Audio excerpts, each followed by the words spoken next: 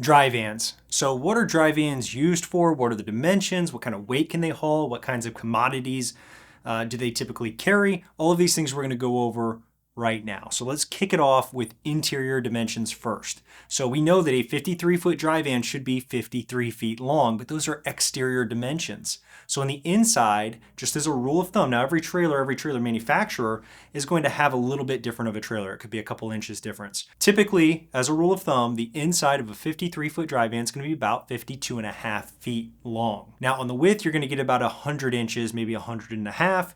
And then as far as height goes, you're going to be right around that 110 inch that we always talk about.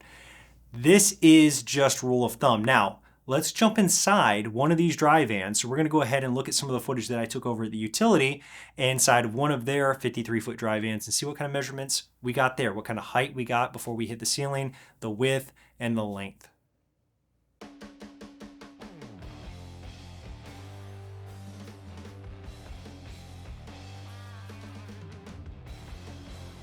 All right, so here we have a 53-foot used utility trailer. We're going to jump on in, get the specs of this one, see if it's any different from the reefer unit on height, even without load chute. And let's see what we get.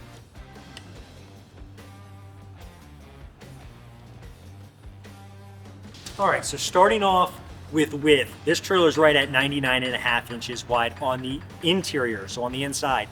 Now, something that is different from this trailer to the reefer that we looked at is the padding on those walls was thicker and this metal plate was in front of it.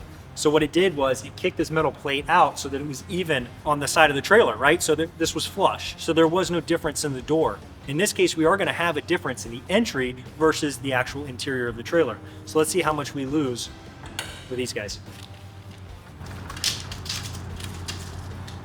So we jumped from 99.5 down to 98. So we lose about 1.5 inches.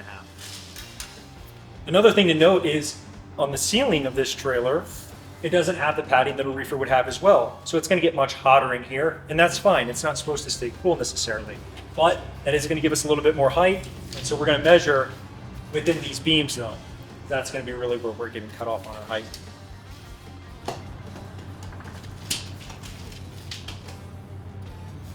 That puts us right at 112.25.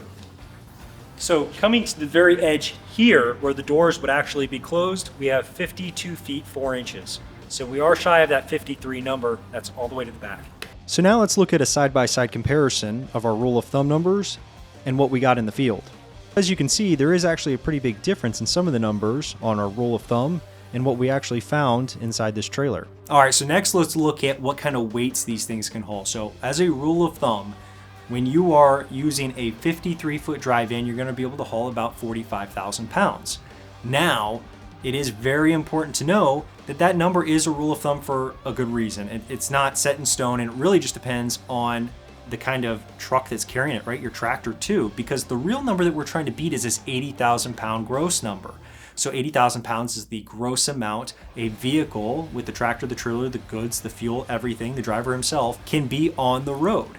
And so we have to be under 80,000 pounds. So if we have a sleeper cab, they're not going to be able to take as much as a day cab because obviously your tractor is going to be bigger. They have more room. They have more stuff in the back of it. So those things all come into consideration. But as a rule of thumb, 45,000 pounds is going to be what you are looking to max out whenever you're looking at a 53-foot dry van. So how much can you fit in it? How many pallets can you fit in it?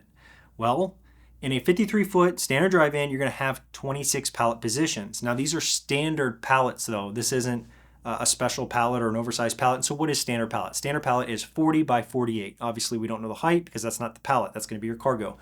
You just have length by width. And so 40 by 48 or 48 by 40, standard pallet. So what type of freight do dry vans carry?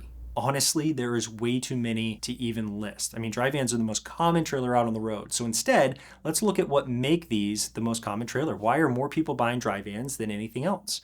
And honestly, there are two main reasons. The first is going to be because it keeps everything dry. Sure, flatbeds could throw a tarp over a load, but that's not going to be as effective at keeping out moisture as something with walls and a roof, right? Something that is built to keep the freight dry van. So the second one is going to be much like the first, the fact that it has walls, right? Not even just to keep out things from the outdoor elements, just because it has walls. We can use these walls. We can use it to secure our load properly. And so we can use it for chains and straps and load bars. So this way it keeps our freight from moving or shifting in transit. Now you can do those things again on open trailers, and you have to. Drivers have to secure the load, but this gives you more options to secure it and makes it a lot easier to do that job as well. And some things that you might just not want to secure via a flatbed because of how you have to secure it could damage it. You don't have to worry so much when it comes to dry vans, such as flowers on racks or something like that. If they're on casters and they're on racks and you just come up to a stop, you open up the door, you take one off. You can't necessarily do those things on a dry van. So different kinds of commodities are good for different types of trailers. In this case, dry vans are the most utilized trailers out there on the road because they're the most universal. They work with a lot of different types of commodity. And so things that could be put on flatbeds, a lot of times could go on dry vans, but not vice versa. And that's why there are so many. So quick note, there are a ton of things that flatbeds are good for that dry vans can't do either. So I'm not saying that dry vans can do everything that flatbeds can't. Obviously, flatbeds have their own sector of the market and they're extremely important and can haul freight that dry vans cannot. Now let's talk about securing the load. So whenever you're going to use a dry van, you're typically going to use straps to secure the load. In a lot of cases, the shipper is going to be the one responsible for actually loading the product and securing the load themselves. The driver does need to go back at the back of his trailer, look inside, make sure everything's secure so it's not going to fall or anything, and accept the load. Now, if they accept the load, they are saying, hey, I think everything is good here. I'm going to take this product and I'm pretty sure there's going to be no damages, because if there are, I know I'm going to be responsible for it. So the driver always needs to make sure that everything is properly secured before he leaves with the freight. But it is not his or her job to actually load the truck.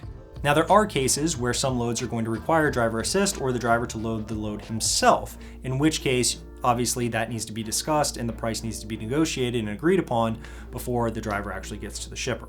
When it comes to securing freight on a dry van, most typical ways of doing this are going to be either load bars or straps. But there are other instances where the customer might say that they need to do other things to be able to secure the load to the trailer.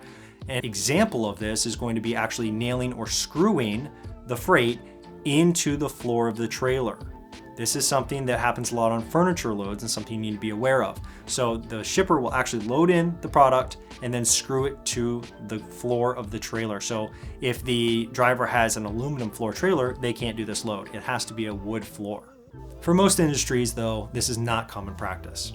So now one big disadvantage that a van has that maybe another trailer doesn't, an open trailer, right, is going to be that it has the walls, right? We already talked about how great the walls are, how we can help us and secure our load by using the walls. Well, it means that you can only load or unload your goods from the back of the trailer, and that's it. And so if you have something very large, that's where we kind of go over some of the benefits in the flatbed video.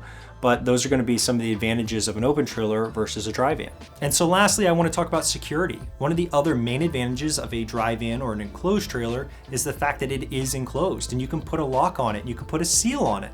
When it comes to flatbeds or step decks or lowboys, you can't just put a lock on the back of the trailer and put a seal on it and make sure that nobody went in and tampered with the load. Nobody took it off the trailer and put it onto another trailer.